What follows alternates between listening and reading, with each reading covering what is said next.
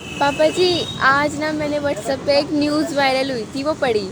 उसमें था कि चंडीगढ़ ने लोन लेकर लोगों को पेंशन दी। तो इतने पैसे तो हैं ही, कोठियाँ इतनी बड़ी बड़ी लोगों के पास, तो ऐसा क्यों? आपने खबर को सही नहीं पढ़ा। खबर थी चंडीगढ़ सरकार ने, डिपार्टमेंट ने, एक सरकारी डिपार्टमेंट ने अपना जो पेंशन वालों को पेंशन देनी थी उस पैसे को निकाल के लोगों का वेतन दिया, ये खबर थी।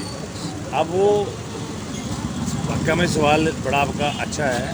भाई सरकार के पास इतना टैक्स देते हैं, इतना रेवेन्यू देते हैं, हम इतना जीएसटी देते हैं, सब कुछ देते हैं, फिर भी हमारे को पैसे क्यों लेने पड़े? एक जो किसी की पेंशन के लिए रखे हुए हैं वो वहाँ क्यों देने पड़े? तो इसके कई कारण हैं। पहला कारण तो ये होता है भी सेंटर से जो है फंड आता है, वो पैसा आता है, सेंटर से आने में देरी हो जाती है या सेंटर रिलीज़ नहीं करता, उसको देता नहीं।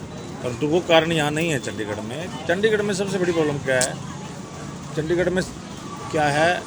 VIP culture.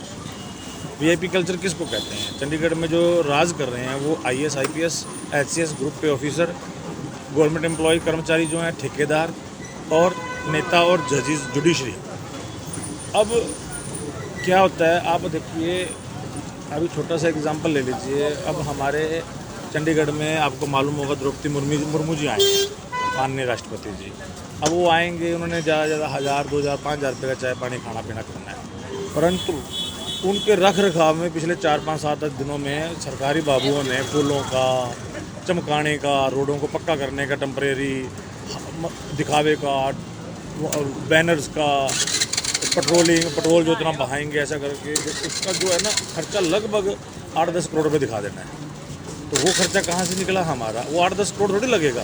उसको एनएस आइटम्स बोलते हैं, या एक्सपीरियंस बिल उन्होंने ठेकेदार अपने रख लिए हैं। एक्चुअली में जो फर्में हैं इनकी, ठेकेदार जो हैं मोस्टली आईएएस, आईपीएस के हैं, अफसरों के हैं, तो वो उधर से वो बिल वैसा बना देते हैं, वो उधर से वैसा करते हैं।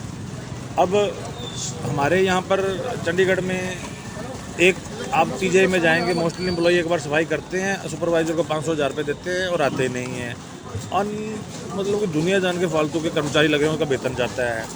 फिर हमारे चंडीगढ़ के अंदर आप देखेंगे जो इनकम के सोर्स जो चलान होते हैं, रेडियों के, गाड़ियों के, किस चीज़ के, वो ये जो है ना, ये चलान ही नहीं काटते, रेवेन्यू जनरेट ही नहीं करते। जो इंस्पेक्टर बने हुए हैं सैलरी पूरी लेते हैं, रेवेन्यू जनरेट कैसे होता है? रूलों को फॉलो करा के आप, मतलब कि और दिल्ली अगर आप वहाँ से क्रॉस कर रही हैं, अगर सबके चलान काटेंगे, कितना पैसा कमाएगी हमारी चंडीगढ़ फोन? यहाँ पे क्या है, अगर एक रेडी खड़ी है, उसका कोई लाइसेंस नहीं है, उसको कोई चलान नहीं काटता, 500 रुपये का इंस्पेक्टर हफ्ता ले जाता है हर हफ्ते। तो वो सारा पैसा कहाँ जा रहा है? बाबू के घर में जा रहा है, रेवेन्यू जनरेट नहीं हुआ। फिर क्या होता है हमारे देश में, हमारे चंडीगढ़ में रेवेन्यू जनरेट होने के साथ कितनी ओला उबर बाहर की आगे आई हैं, उनके ऊपर कोई टैक्स नहीं है। उनको टैक्स, लोग फुटपाथ पे गाड़ियाँ खड़ रहे हैं, उनके ऊपर पार्किंग का कोई टैक्स नहीं है, जहाँ टैक्स जनरेट करना चाहिए सब हफ्ता लेते हैं। मतलब सब अपना अपना पैसा क्रिएट करते हैं। अच्छा, जो लोकल लोग हैं उनको मतलब ही नहीं है, किसी को किराया आ रहा है, कुछ आ रहा है, इसलिए वो ज़्यादा इंक्वायरियाँ नहीं करते। अब हमारे चंडीगढ़ में बिजली भी कोई जनरेट नहीं करता, बिजली भी हम बाहर से लेते हैं, हमारा कोई बिजली घर ही नहीं है। फालतू की हमारे यहाँ पर एम्प्लॉयमेंट है। जिस डिपार्टमेंट में 2 लोग, एक जज के घर में 20-20 लोग काम कर रहे हैं, 2 लोगों की जरूरत है तो 20 लोग काम कर रहे हैं। एक अफसर का ड्राइवर बच्चों के लिए लेने के लिए लगा, मतलब इतना ओवरलोड है, ओवर खर्चा है हमारा चंडीगढ़ के अंदर। तो वो सारा हम अपनी जीएसटी से दे रहे हैं, हमारे टैक्स बढ़ जाते हैं, पानी का बिल बढ़ गया, टैक्स बढ़ गया, परंतु हमारी फैसिलिटीज़ नहीं बढ़ती, खर्चे कम नहीं होते। तो चंडीगढ़ के अंदर जो हमारा वीआईपी कल्चर है उसको ख़त्म करने के लिए यूथ को, युवाओं को, समाज सेवियों को और आप जैसे युवाओं को आगे आना पड़ेगा, और कंप्लेंट और ये शिकायतें और ये चीज़ें आपको बार बार करनी पड़ेगी अपनी गली मोहल्ले की भी। ये पैसा कहाँ से आया? आप आर्टिकल 51A पढ़ोगे हर बच्चा, तो उसमें आप हर पब्लिक के पास, अपना युवा के पास, हर पब्लिक के पास एक राइट है भी वो अपने देश की सुरक्षा, विकास, उसके पैसे, उसकी प्रभुसत्ता, एकता, अखंडता के लिए कहीं भी कंप्लेंट, कोई भी लड़ाई लड़ सकता है। कोई ये नहीं कह सकता तेरा इससे क्या लेना देना है। हम क्या कहते हैं, हम यहाँ से सड़क से जा रहे हैं, टूटी है, खड्डा पड़ा हुआ है, बाबू ने आगे मिट्टी डाल के चला गया और उसमें कागजों में दिखा देगा मैंने 10,000 रुपये खड्डा बनाया। हम कभी इंक्वायरी नहीं करेंगे, यार खड्डा तो भरा ही नहीं कभी। अब एक एग्जांपल है, लगा लो आप, मनी माजरा की जो सड़कें हैं पिछले 10 साल से नहीं बनी। क्यों नहीं बनी? परंतु वो कागजों में इंक्वायरी करो, सारी बनी है, पैसा खा गए वो।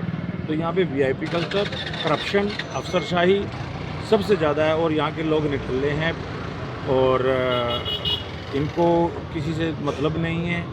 इसलिए जो बाहर के लोग आ रहे हैं, जैसे रोहिंग्या कह लो, कुछ लोगों पे कोई टैक्स नहीं है, उनसे कोई रेवेन्यू जनरेट नहीं है, कोई दुकानों लोगों के घरों के अंदर गोदाम चल रहे हैं, कोई उनका कोई भी जो शॉप एंड एस्टेब्लिशमेंट एक्ट होता है जिसके अंदर कुछ भी सरकार पैसा जनरेट हो, इतना रेवेन्यू जनरेट हो सकता है चंडीगढ़ से, पर करते नहीं है। ये कारण है हमारे देश यहाँ पर चंडीगढ़ के अंदर इतनी लाखों करोड़ों खरबों रुपये का होने के बावजूद भी जीरो है हमारा चंडीगढ़। जय हिंद।